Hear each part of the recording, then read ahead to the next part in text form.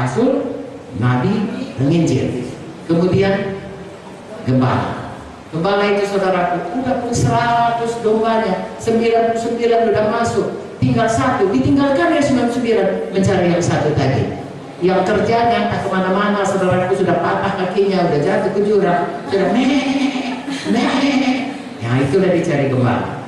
Saudara, para gembala, bagaimana keadaan itu? Saudara harus, gembala itu saudaraku harus bisa berbecek-becek, harus bisa kotor, harus bejor, nggak bisa tunggu di gereja, memang enggak. Gembala itu harus kerja keras. Maka gembala itu harus rela mengorbankan dirinya, harus rela sakit hati disakiti, harus rela saudaraku mau dijahat, harus rela. Sudah tahu kalau sudah pun jatuh domba itu, kita bukan dia, inilah hak serahkan hidupmu, enggak, disepakkan lagi kita, saudara. Kita datang orang dia, saudaraku, marah pula dia, gigitnya kita. Itu lambang mengasihi. Ya. Gembala harus mengasihi domba-domba.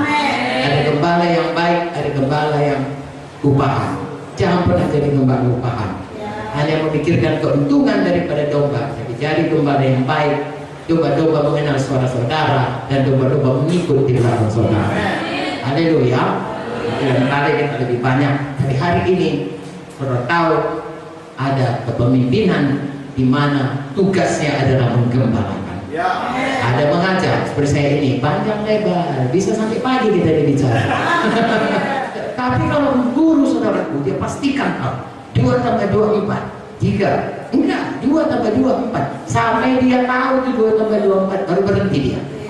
Saudara pun kalau berhenti, saudara bilang amin, amin, aku teruskan lagi, ulangi lagi dari mulai. Guru begitu. Mengapa? Karena dia harus memberikan pengajaran, doktrin, ya, dengan sistematis, dengan sangat teratur pada gereja, sehingga gereja itu bisa bertumbuh seperti kalau dia sekolah naik kelas selalu.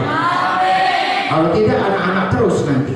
Tapi kalau dia guru di dalam gereja itu mengambil bahagiannya, memberikan pengajaran, maka gereja itu akan bertumbuh dalam kedewasaan rohani. Jadi yang 5 ini, 11 itu bekerja sama.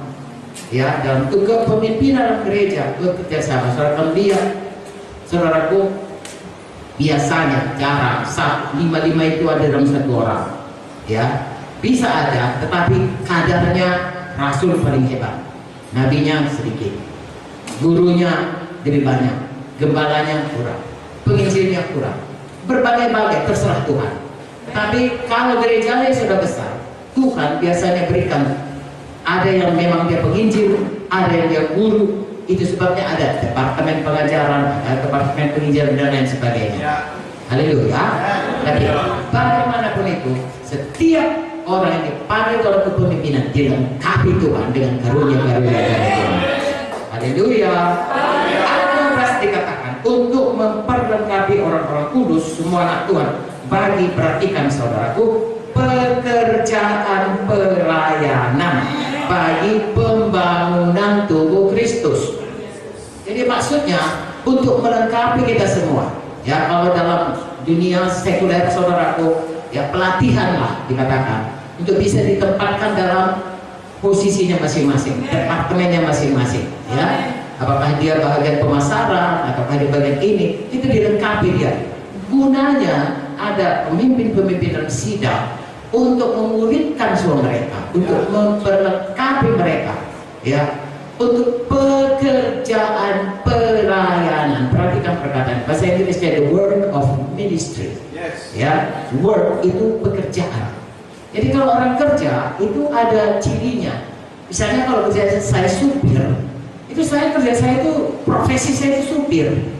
Ya, bukan kapan saya suka saya supir, kapan saya gas. Ini Pak Bernard ini menyupiri kami dari hari Senin. Dia bukan supir saudara, dia haleluya. Jangan karena dia menyupirkan ini si supir, enggak saudaraku, dia hamba Tuhan. Cuma dia kesempatan ini dia supiri saya. Habis nanti dia tetap hamba Tuhan, dan bahkan hamba Tuhan yang lebih menyala-nyala lagi dari Tuhan. Pekerjaannya bukan supir. Kenapa? Karena dia tidak di situ, ya, profesinya bukan di situ, hidupnya bukan di situ, ya. Dia memang kalau dikatakan anak Tuhan, dia seorang saudara. ya penyanyi. Setiap kali ada acara, saudara ikut terus. Song leader terus, bukan kalau aku suka, aku song leader. Kalau aku lagi nggak suka sama Ibu Sari, bye bye. Nggak ada itu saudara. Memang di situ lah dia. Kalau misalnya dia seorang bekerja di band, coba kalau seorang band, Taylor deh. Kalau dia suka sih datang, kalau nggak suka langsung dipecat saudara. Jadi kalau kita melayani di dalam tubuh Kristus, dalam gereja Tuhan, namanya itu pekerjaan. Itu pekerjaan yang tetap sampai ke surga. Tidak bisa ditinggalkan. Sukacita kita melakukan karena Tuhan yang memanggil kita. Tuhan yang menempatkan kita di situ. Perhatikan ini mengenai pekerjaan ini, ya. Kalau namanya pekerjaan ada jam kerjanya, betul? Ya, kalau kami di rumah sakit ada jam jaganya, mungkin jam pagi, atau siang, atau malam. Tapi itu udah tentukan jam 8 sampai jam 2, jam 2 sampai jam 10, jam 10 sampai jam 8 pagi. Nggak bisa. Saya hari ini nggak mau ya jaga pagi, saya mau jaga siang, atau saya mau jaga siang. Nggak bisa. Kalau saudara harus di situ, ada jam kerja, harus di situ. Apalagi pekerjaan Tuhan. Karena pekerjaan Tuhan ini ada musuhnya, namanya setan. Dia akan mau saudara berhasil dalam panggilan saudara. Dia akan berusaha keras merontokkan saudara, mencuri, membunuh, membinasakan. Mencuri panggilan saudara, membunuh, ya, hasil merusakkan saudara. Maka saudara sendiri pun baru bisa sakit-sakitan, ketabrak sepeda motor. Saudara harus kerja keras, nggak bisa berhasil dalam panggilan saudara.